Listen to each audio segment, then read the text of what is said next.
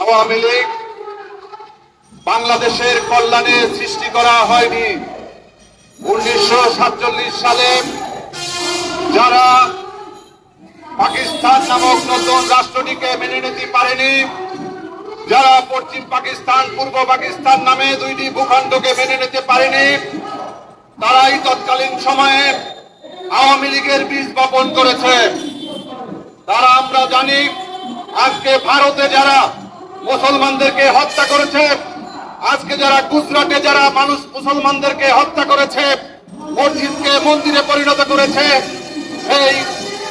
সেই মোদী, সেই কুখ্যাত নরঘাতক মোদীর নেতৃত্বে আজকে ভারতে সরকার চলছে।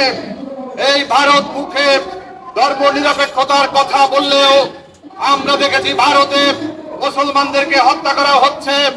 আমরা দেখেছি গরুর মাংস খাওয়ার কারণে সেখানে মুসলমান ভাইদেরকে পুড়িয়ে হত্যা করা হচ্ছে। আমরা দেখেছি গুজরাটে সেই বাবরি মসজিদকে ভেঙে দিয়ে সেখানে মন্দির তৈরি করা হয়েছে। আজকে ভারতের আরএসএস আর বাংলাদেশের হচ্ছে ইসকন, তারা পরিকল্পিতভাবে মুসলমানদের নিধনের জন্য তারা মিশন নিয়ে নেমেছে। আমরা দেখেছি যখন বাংলাদেশের এই আওয়ামী লীগের 17 বছরে ইসকন ফুলে পেঁপে আজকে মহিরুতে পরিণত হয়েছে। আজকে ইসকন এবং হিন্দু এক জিনিস নয়। ইসকন হচ্ছে একটি জঙ্গি সংগঠন, ইসকন হচ্ছে উগ্রবাদী সংগঠন।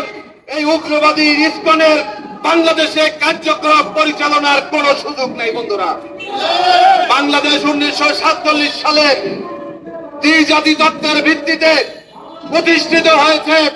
আমরা শুনেছিলাম মৌলানা আব্দুল হামিদ খান বাসারের কাছে এই পশ্চিমবঙ্গ আমাদের, আসাম আমাদের, ত্রিপুরা আমাদের, শুধুমাত্র 68,000 গ্রাম নিয়ে আমাদের সৃষ্টি হয়নি।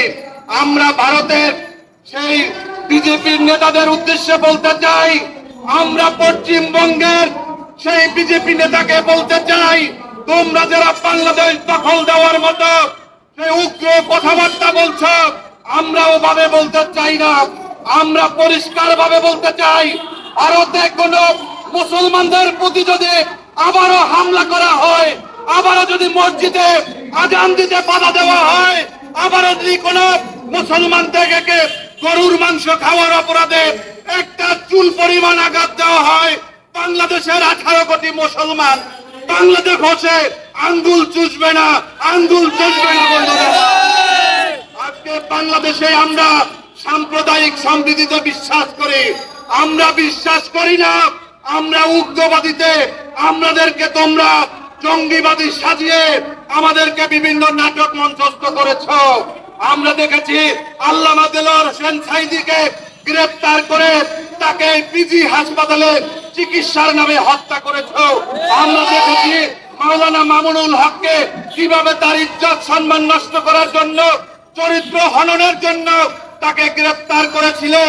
আজকে শুধুমাত্র একজন জঙ্গিকে গ্রেফতার করার পরে যেই লঙ্কাকাণ্ড সৃষ্টি করা হয়েছে, যেভাবে ভারত বাংলাদেশকে চাপ প্রয়োগ করার চেষ্টা করেছে, যেভাবে পশ্চিমবঙ্গ থেকে বাংলাদেশ অবরোধের কথা বলা হচ্ছে, এজন্য তীব্র নিন্দা জানানো ছাড়া আমাদের বলার কোনো ভাষা নাই। বন্ধুরা, বাংলাদেশে বিগত 17 বছরে আওয়ামী লীগের পৃষ্ঠপোষকতায় মন্দির ভাঙচুর করা হয়েছে, শ্মশানের জমি দখল দেওয়া হয়েছে, শ্মশান ঘাট দখল করা হয়েছে। এই যে আমাদের এখানে ডাকেশ্বরী মন্দিরে সেখানে প্রতিমার অলংকার পর্যন্ত চুরি করা হয়েছে। তখন তোমরা কোথায় ছিলে? বাবু গয়েশ্বরচন্দ্র রায়কে যেভাবে হত্যার উদ্দেশ্যে হামলা করা হয়েছিল, তখন তোমাদের বক্তব্য কোথায় ছিল? যখন এই যে দর্জি শ্রমিক সেই আমাদের বিশ্বজিৎকে হত্যা করা হয়েছিল দিনের বেলায় কপিয়ে কপিয়ে, সেদিন তোমাদের বক্তব্য কোথায় ছিলে? মূলত তোমরা হচ্ছ সবাই এক ঠিকানা, তোমরা হচ্ছে আওয়ামী প্রেতাত্মা, তোমরা হচ্ছে খুনি হাসিনার দোসর। এই খুনি হাসিনার দোসর ইসকনকে অবিলম্বে নিষিদ্ধ ঘোষণা না করলে আমরা বাংলাদেশের দেশপ্রেমিক সমস্ত রাজনৈতিক দল, সামাজিক সংগঠন সহ আমরা তীব্রভাবে আন্দোলন করে তুলব।